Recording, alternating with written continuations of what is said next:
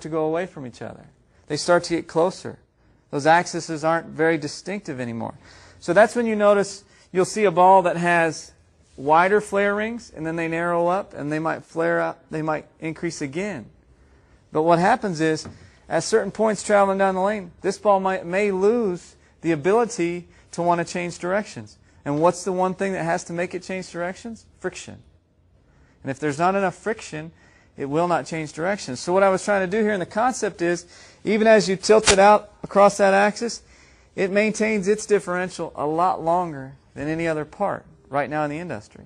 And the yearly feedback I get from a lot of people around the country is, this ball just continues to hook. I mean, it gets in the oil, it hooks, it hits the dry, it hooks.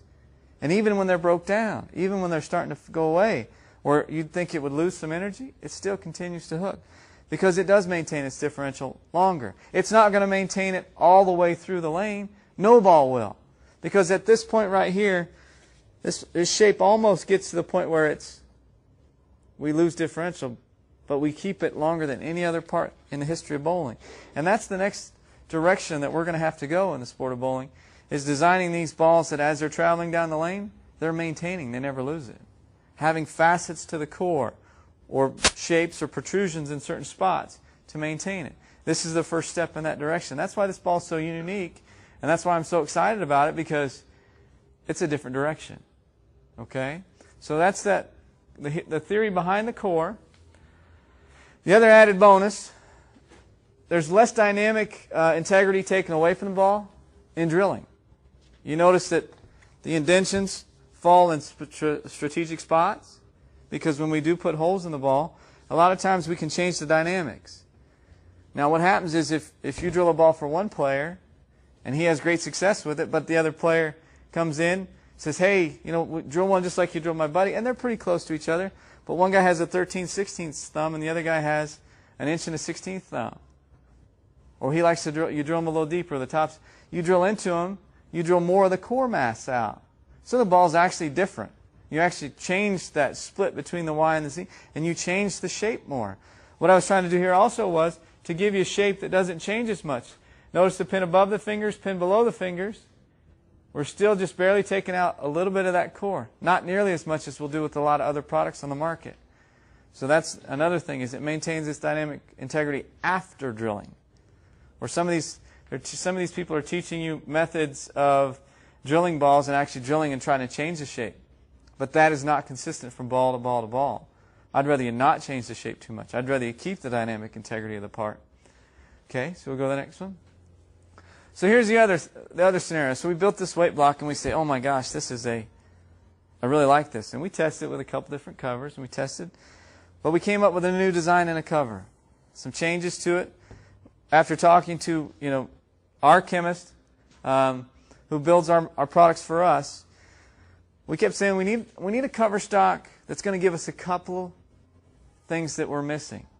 We need a cover stock that gives us increased durability, increased longevity, and also another thing is, can we keep the friction value up, or can we make it more?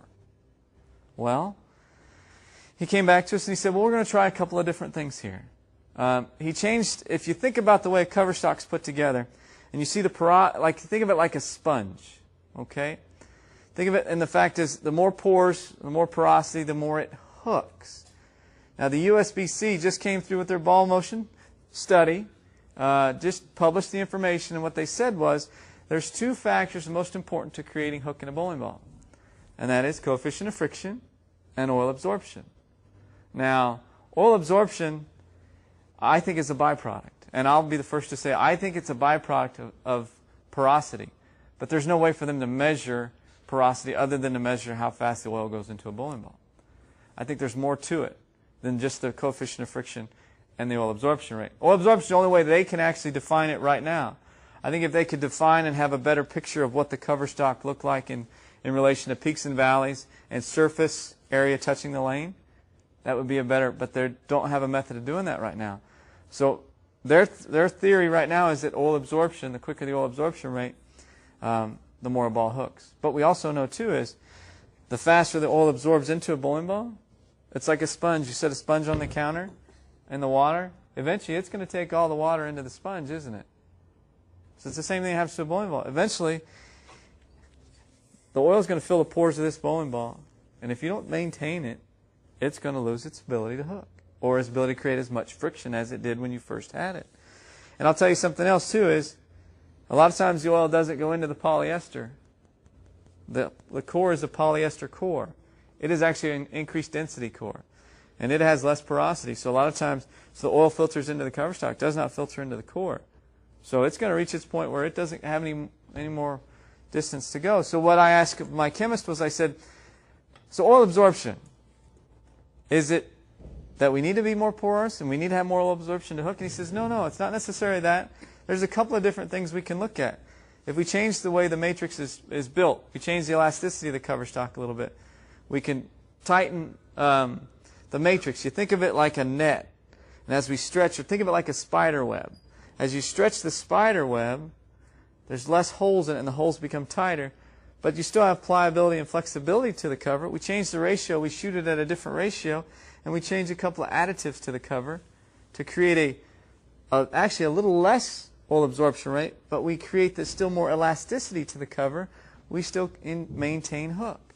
What we've seen is oil absorption rate on this cover is slower, the durability is higher, which is what we're looking for, and the longevity is more. So we get something that will absorb oil slower, which is going against what the USB-C says.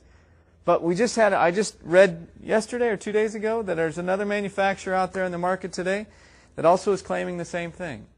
They've slowed oil absorption rate, but increased friction. So it is possible. What I'm saying is the USB-C study is a very good study, but their category of saying oil absorption is the key to hook is also, it's just a byproduct of porosity. And this was really the result of their first phase of testing. They have just phase 1 is one that they've completed so far, and they still have phase 2 that's going into more examining surface roughness, they're calling, and there's two different, we'll talk about it too in the next portion, but different components of the cover stock beyond just oil absorption. Because as they admitted, and what they're saying is that they have just a way right now, which is place a specific size drop of oil in the cover stock, see how long it takes for it to disappear. Right.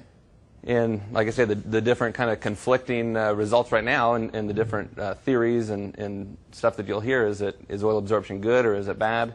As you know, with a polyester ball or your spare ball, and you take it out of your bag the next week, a lot of times there's still oil on it, so there's very slow oil absorption rate as compared with a lot of times your strike ball comes back through the ball return and the oil's already in.